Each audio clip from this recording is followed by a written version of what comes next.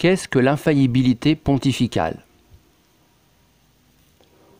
Le pape est infaillible en foi et en mœurs quand il parle ex cathedra, c'est-à-dire à partir de l'Église, et il est infaillible dans ce qu'il dit, mais pas dans ce qu'il fait. En politique, en science, le pape peut se tromper.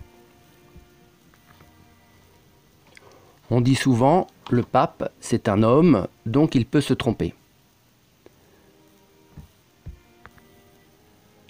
L'infaillibilité, en fait, elle vient de Dieu, elle vient du Saint-Esprit, qui se sert du pape comme instrument.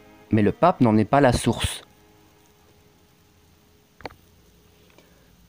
C'est pourquoi, au Vatican par exemple, au-dessus de la chaire de Pierre, il y a une représentation de la colombe du Saint-Esprit. Donc, tout en étant infaillible par le Saint-Esprit pour guider l'Église, le pape reste pécheur. C'est ce qu'on appelle l'impeccabilité du pape. Le pape n'est pas impeccable. Il reste un homme tout en étant pape.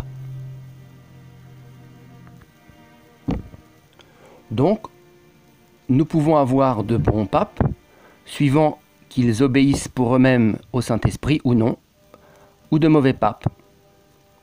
Un bon pape, par exemple, comme Saint Grégoire le Grand, ou un mauvais pape, par exemple, comme Borgia.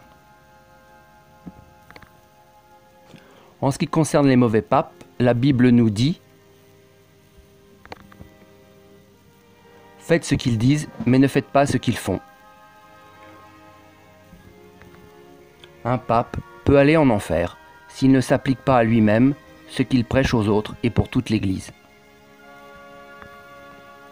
Mais il n'en reste pas moins, en tant que pape infaillible en foi et en mœurs, quelqu'un à qui nous devons obéir en tant que catholiques.